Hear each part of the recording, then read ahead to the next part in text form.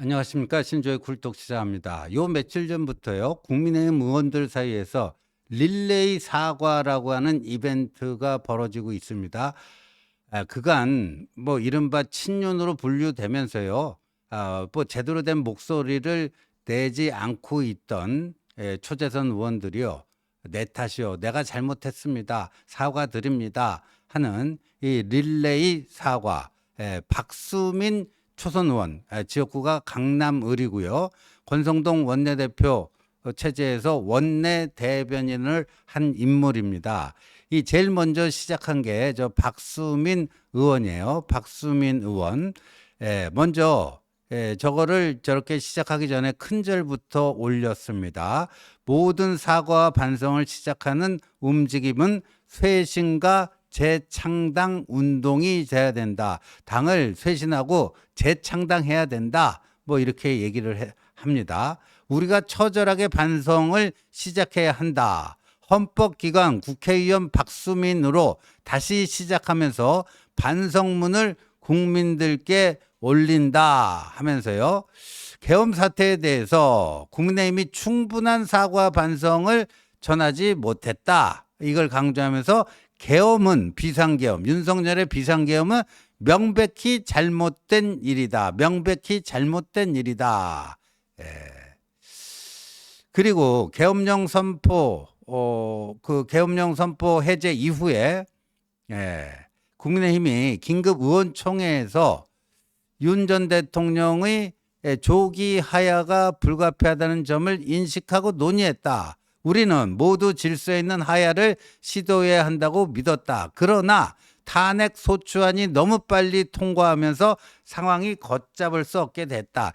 근데 이거는요, 반성을 하려면요, 개운하게 뒷만 남지 않게끔 개운하게 해야 되는데 이 부분은 좀 이상한 거예요. 왜?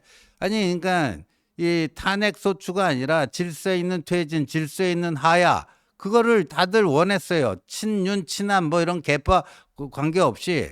그 지금 박수민 의원도 지금 권성동 밑에서 원내 대변인 했으니까 친윤으로 분류가 될 텐데, 아니 의원총회에서 한 목소리로 윤 전 대통령이 조기 하야가 불가피하다. 그래가지고 한동훈 당시 대표가 용산 대통령실 찾아가서 여러 가지 얘기를 한 끝에 12월 7일이었죠. 토요일 날 오전 10시에 첫 번째 대국민 담화를 통해서 그 2분여 동안 짧게 했습니다. 그 당시에 윤통이 뭐라고 그랬습니까? 자기 임기 문제, 남은 임기 문제 당에 일임하겠다. 그래서 그때부터 이제 질서 있는 퇴진, 조기 퇴진 시나리오를 어떻게 만들 것인가, TF팀을 만들어 갖고 이양수 의원을 그 팀장으로 해가지고 일안은 뭐 1월 말까지 퇴진하는 거고, 2안은 2월 말까지 퇴진하는 거고, 그 했는데 그거를 다 엑스표 쳐놓고 12월 7일에 자기 조기 퇴진하겠다는 대국민 약속 깨고 12월 12일 날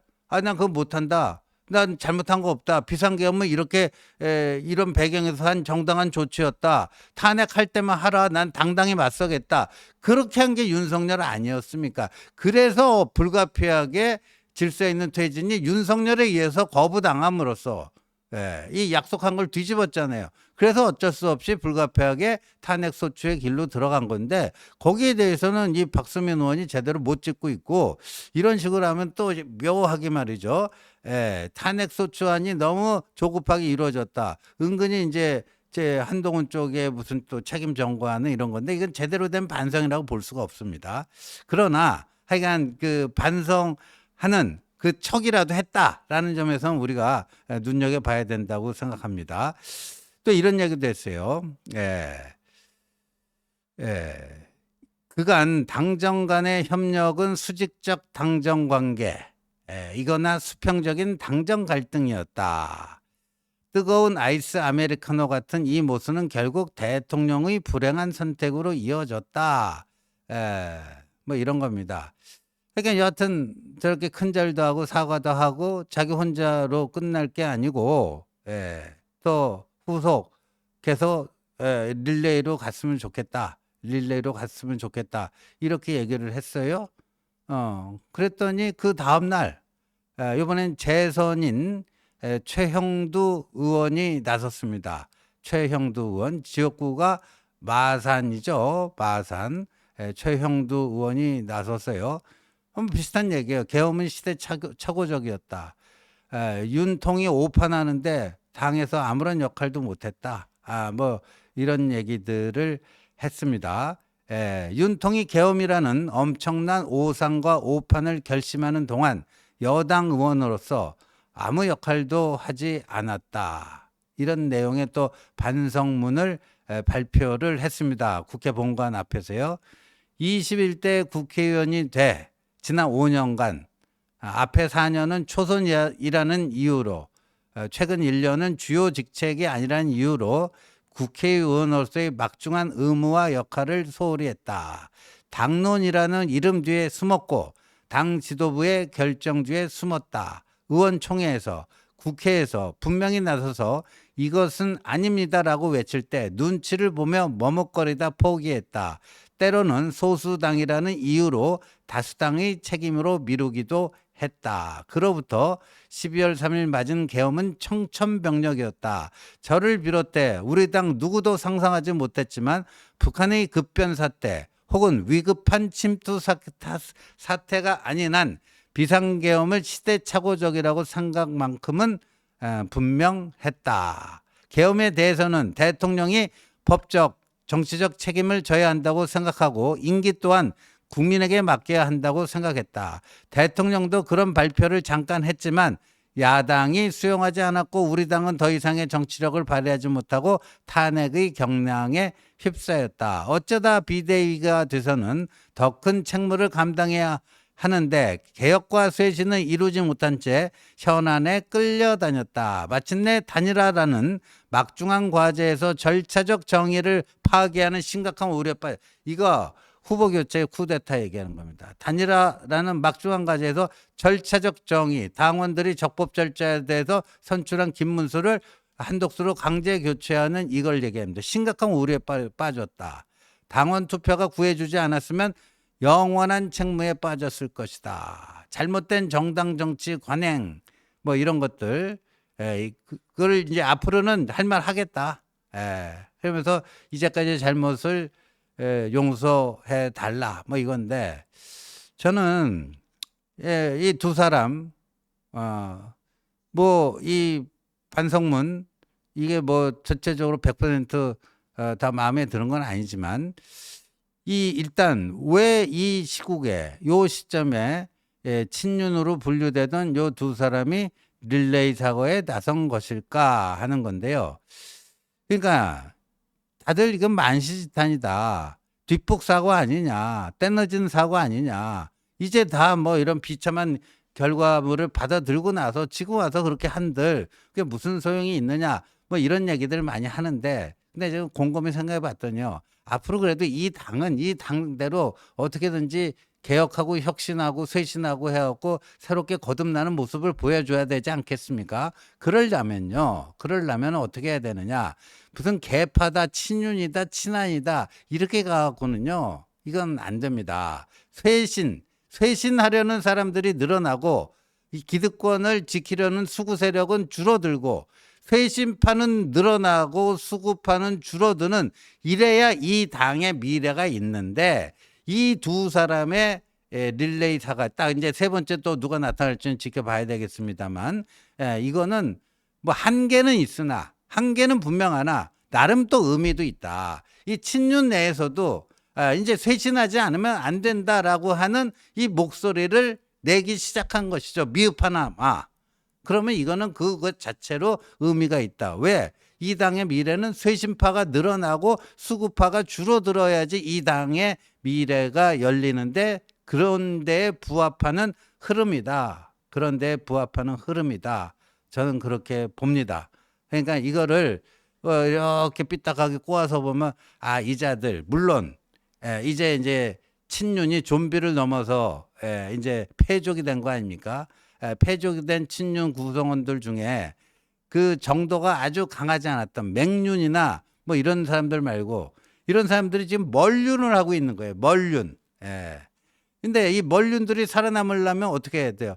나 이제 반성한다. 앞으로 쇄신의 그 행렬에 함께 동참해서 같이 나가겠다. 이래야 뭐 뭔가 이제 새로운 이 정치적 계기, 본인이 다시 활동할 수 있는 근거를 좀 만들 수 있지 않느냐. 그러니까 본인의 이 정치적 생명을 연장시키기 위한 연명술에서 이러한 릴레이 사과가 이벤트가 나왔다. 저는 이렇게 보지만 그렇다고 해서 무조건 부정적으로 볼 일은 아니다. 아까 말씀드린 것처럼 이거는 회심이 이제 거스를 수 없는 이 당의 대세가 됐다라는 것을 보여줍니다. 이렇게 친윤들조차도 쇄신 대열에 동참 선언을 한다는 것은 이제 변화와 쇄신, 작년 전당대회에서 한동훈 후보가 그토록 외치던 변화와 쇄신이 그 누구도 거역할 수 없는 뭐가 돼요? 흐름이 됐다. 대세가 됐다. 하는 얘기입니다. 하는 얘기.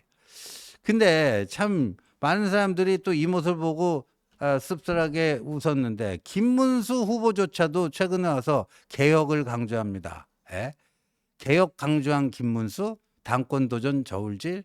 근데 본인 그 해단식에서 말이죠. 민주주의에 대한 투철한 신념과 뭐 이런 게 없어갖고 이게 진 거다. 윤통이 민주주의에 대한 투철한 신념과 그게 없어갖고 말도 안 되는 비상계엄을 했고 우리 당은 그거를 막아내지도 못하고 제어하지도 못하고 질질 끌려다니다가 그래서 결국 이렇게 된 거 아니냐. 이게 대선 패배의 가장 큰 원인이다. 아니 김문수가 언제부터 이렇게 개혁이 됐어요? 극우 정광훈과 거의 그냥 아삼육이 돼가지고 같이 움직이던 때가 엊그제 같은데 김문수조차도 이제 저 김문수 입에서 개혁이 필요하다 이런 얘기가 나온다는 거는요. 나 정치 더 하고 싶어. 그 의지의 표현입니다. 김문수도 가만히 보니까 이제 그 우다 꼴통이다. 이렇게 뭐 정광훈이다. 윤통의 뭐 후광을 입고 이런 걸 꼬리표를 끊고 싶은 거예요. 이제 끊고 싶으니까 뭐 개혁이라고 하는 화두를 던지는 겁니다. 저것도 김문수는 왜 개혁을 던졌는가? 본인의 정치 생명 연장을 위해서 개혁이라고 하는 그러면서 윤통의 비상계엄을 막지 못해 우리 당이 망했고 이번 대선에 패배한 원인이다. 꼭 사돈 남 얘기하는 것처럼 하는데 그건 알겠지만 김문수조차도 변화와 쇄신, 개혁 이런 거 강조하지 않으면은 더 이상 지금 이 시국에서 살아남을 수 없다라는 것을 인정을 한 것이죠. 인정을 한 것이에요. 근데 그러면 이제 어떻게 해야 되느냐? 저런 식으로 말이죠. 뭐 위장 변신을 할 수 있는 거 아닙니까? 나도 뭐 변화 쇄신파 될게. 그러면 그렇게 하는 사람들 다 받아줘야 되나요? 다 받아줘야 되나요? 근데 오늘 김재섭 의원이 중앙일보하고 인터뷰에서요. 이렇게 얘기했어요. 이번 대선 민심 보니까 작년 총선 때보다 더 안 좋다. 더 안 좋다. 하면서 김나윤은 물러나야 된다. 김나윤. 그때 반탄 운동 최선봉에 섰던 5선 의원들. 반탄 5선 3인방. 김나윤, 김기현, 나경원, 윤상현. 이 세 사람은 반드시 물러나야 된다. 반드시 2선으로 물러나라. 그리고 다음번 총선 불출마 선언해라. 그 김재섭 의원이 이런 얘기도 했어요. 대선 과정에서 중간중간 기회가 있었는데 놓쳤다. 한동훈 전 대표가 내건 세 가지 조건, 탄핵 반대에 대한 당의 입장을 바꿔라. 윤 전 대통령 부부와 절연하라. 정광훈 목사 등 극단 세력과 선긋기. 이거를 김문수 후보가 거부하면서 이준석과의 단일화 가능성도 사라지고 뭐 이런 것들이 패인으로 꼽을 수가 있겠다 하는 거예요. 그래서 저 이제 김재섭 의원의 저 인터뷰가 김재섭 의원도 친한은 아니죠. 그러나 뭐 소장파고 쇄신파고 개혁파죠. 그러니까 이제 앞으로는요 그렇게 구분을 하고 꼭 뭐 친한이다 친윤이다 이제 친윤도요 각자 도생 사분오열 아까 그 멀윤들이 이제 쇄신파로 들어오는 거 아닙니까? 그러니까 이렇게 변화해야 된다. 그런데 그래도 이렇게 위장 변신을 하려고 해도 딱 안 되는 사람 딱 김재섭 의원은 김나윤으로 딱 찍었어요. 또 어떤 사람들은 쌍권 권성동 권영세 그다음에 계엄의 날 자꾸만 이 국회 본회의장으로 의원들을 이렇게 오라고 해야 되는데 엉뚱한 당사로 오라고 잘못 안내를 한 추경호, 그러니까 김나 윤추 플러스 쌍권 이런 정도 대표적인 인물들은 이번 기회에 이제 정계에서 이선 후퇴하고 뭐 국회의원 임기는 남아 있지만 이선 후퇴하고 조용히 임기 마치고 그냥 집으로 가십시오. 더 이상 정치하려고 하지 마십시오. 뭐 이런 정도는 상징적으로 해야 되지 않느냐. 그리고 뭐 사람마다 좀 봐야 되겠습니다만 뭐 초선 재선 뭐 그다음에 그 윤통의 그런 잘못된 정치에 크게 관여하지 않았던 사람들은 또 정말 참회와 회개를 통해서 본인이 정말 거듭나겠다고 하면은 뭐 그거는 크게 품으면서 정말 쇄신 제대로 된 변화와 쇄신의 길로 나아가는 쪽으로 가야 되지 않겠는가. 최근에 이제 릴레이 사과를 보면서 그런 생각이 들었습니다. 시청해 주셔서 감사합니다.